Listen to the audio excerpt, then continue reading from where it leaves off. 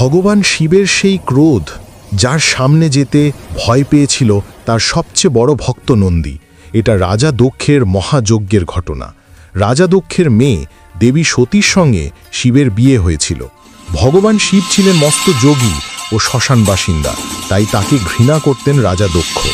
এজন্য তিনি শিবকে বাদ দিয়ে তার যজ্ঞে সমস্ত দেবতাদের ডেকেছিলেন। কথা শুনে দেবী সতী সেখানে পৌঁছালেন।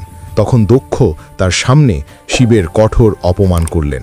স্বামীর অপমান সহ্য করতে না পেরে সতী ওইখানে যজ্ঞের আগুনে আত্মদাহ করে বসে।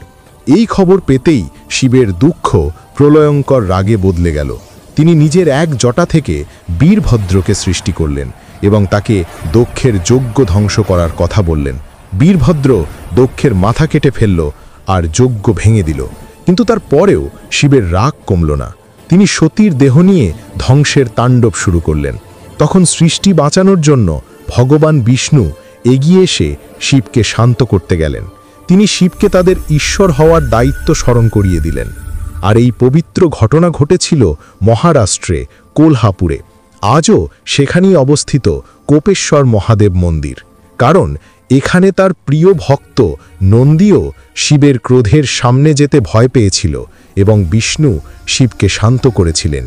এজন্য আজও এই অদ্ভুত মন্দিরের গর্ভগৃহে শিবলিঙ্গের সামনে নন্দীর মূর্তি না রেখে বিষ্ণুর মূর্তি রাখা হয়েছে। নমস্কার, আজ এই পর্যন্ত। ভিডিওটা ভালো লাগলে একটি লাইক ও চ্যানেলটাকে সাবস্ক্রাইব করে কমেন্টে লিখো হর হর মহাদেব।